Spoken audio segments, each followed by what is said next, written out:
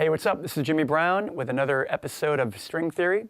This month, I'd like to pay tribute to one of my biggest musical heroes, who happens to not be a guitar player, but a saxophone player, the late, great tenor saxophonist Michael Brecker, who passed away about a year ago, unfortunately. Brecker did just as much for me as any guitar player in terms of inspiring me musically, and specifically inspiring me to learn the language of jazz and to enable me to hear that, you can play, quote, outside sounding lines that have a method to their madness, a certain logic to them. He had this ferocious style, incredible chops and musical sensibility, and he really kind of crossed the line between jazz and rock, and was a big fusion pioneer back in the 70s with his brother Randy Brecker, trumpeter. They had a band called the Brecker Brothers, and they had some pretty wild funk fusion type of songs, like Some Skunk Funk was one of their songs. And he would play the sax through a wah pedal, through a tube amp, get some really wild sounds. Later on in the 80s with Steps Ahead and his own projects, he would play the EWI, electronic wind instrument, which is a wind synthesizer for woodwind players. Anyway, I wrote a little solo, a tribute solo. It's a 32-bar solo, which I'm going to show in two parts. There's just not enough room to show it all this month. So this month will be the first 16 bars, part one. Part two will be next column. And this is inspired by Brecker's improvised solo that he played on Chick Corea's 1981 album, Three Quartets, specifically on a song, Quartet No. 2, Part 2, dedicated to John Coltrane. I know that's a long title, and that piece was in the key of C minor, and I wrote a solo, I humbly submit. It's not as good as what Brecker came up with, but I think it illustrates a lot of what he was about. And mine's in E minor, the guitar key. And it's played over this chord progression, a circular 8-bar progression. It's not very long. It's just 3 chords. It's like a 3-chord vamp. So let me show you the chord progression over which I'm going to play the solo. And then I'll show you the modes.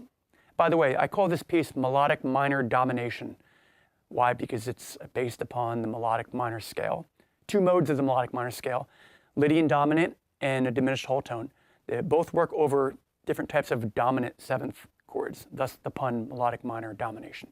So here is the chord progression. This is played with a medium up-tempo swing feel. So it's like 1, 2, 3, 4, 1, 2, 3, 4, da, da, da, da, da, da. Here's the progression.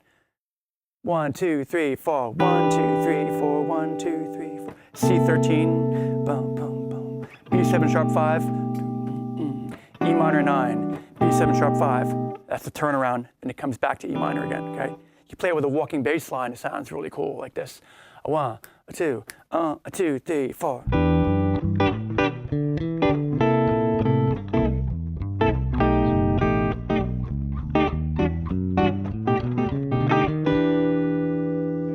So that's the accompaniment over which this type of solo is played.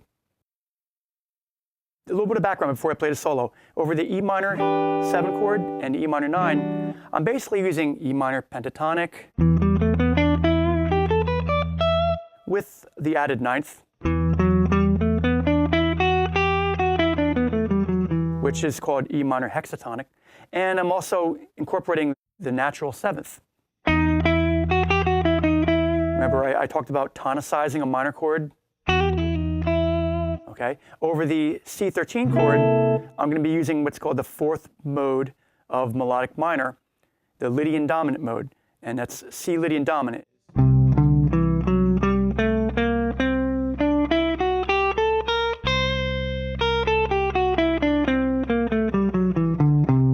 That's the 4th mode of the G melodic minor scale. G melodic minor would be, if you go up to the 4th note, 1, 2, 3, 4, and then you play the same set of notes. It's a very interesting mode. It contains the sharp 4 of Lydian, then the flat 7 of mixed Lydian.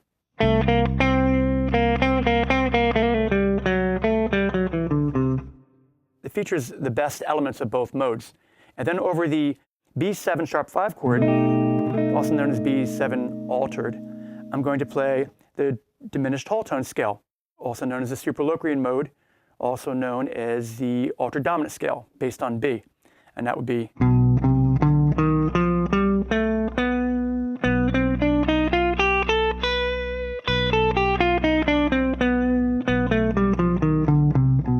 that sounds very tense and dramatic, played over a B note. And what that is, that's the 7th mode of C melodic minor. C melodic minor would be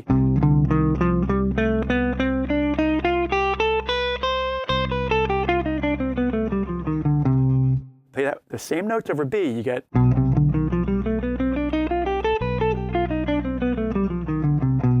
I'm going to do that in various positions. And that's called the altered scale because it's played, you can use it over a, say, any combination, a dominant 7th chord with any combination of a sharp 5, sharp 9, or a flat 5 or a flat 9. For example, here's B7, sharp 5, sharp 9. That scale works great over that chord because it contains all those notes. B7, flat 9, sharp 5, B7, flat 9, flat 5. I'm barring my index finger here at the 1st fret. It's like almost like an F triad over B7. And then, the B7 sharp 9 with the flat 5. Okay, so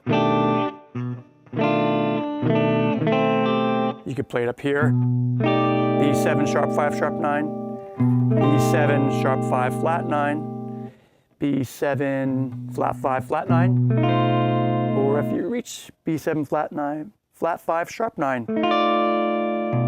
Need someone else to play the bass note for you, right? Okay, that's the context.